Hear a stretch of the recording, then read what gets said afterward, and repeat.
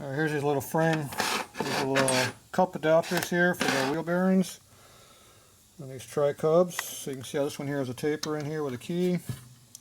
And on the other side they have some kind of a threaded thing that goes on here, I guess. Some kind of a collar, probably with an axle nut that holds it onto the axle. So what I'm doing is I'm coming off of this edge right on the inside here. And I made up my cup adapters here. So this one here is a straight cup. So this one here I just push it in. This one here is not tight, the other one was tight. This one's slip fit, the other one's a press fit. So that one just slips in there. And then the Timken bearing here, this is cut at a taper. And it just goes in here and sits up in there like this and rotates.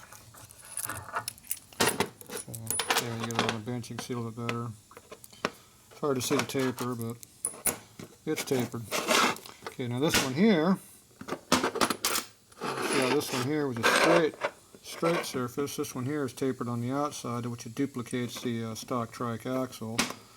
And then we have a tapered over here where the bearing goes in on this side. And this one here just slips right in here on the taper, and it just kind of locks in. So you can see how it just hits a little bit right here in the center. And you have to clean all the crap out of your hole the best you can. And it goes like that. So to make it a nice snug fit, I just go ahead and tap it with my hammer here. So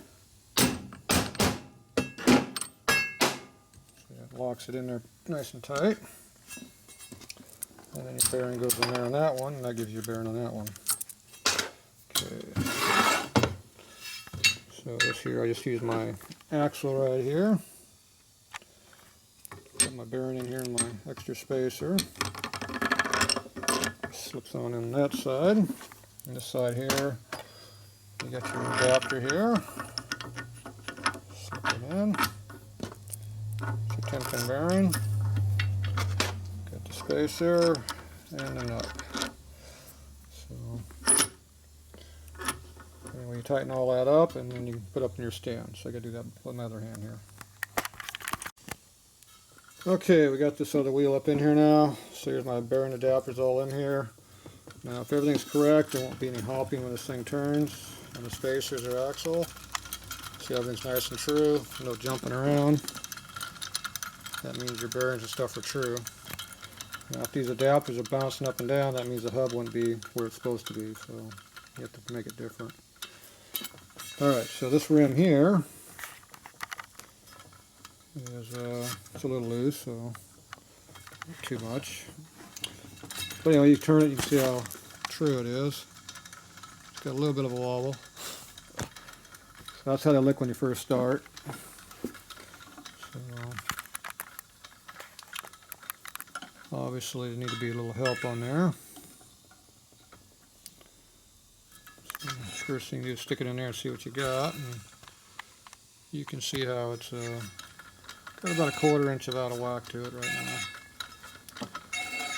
now. Anyway, I can't show you how to do it because I gotta use both hands to do it, so next time I get somebody to hold the camera, I'll show you guys how to true the wheel up. I'll have more to do, I'm sure. But anyway, that's what the stand and stuff, how it works. And this is an old military surplus stand from World War II. Harley started using these back in the early 30s and used them all up into the 70s. So, anyway, that's what it looks like.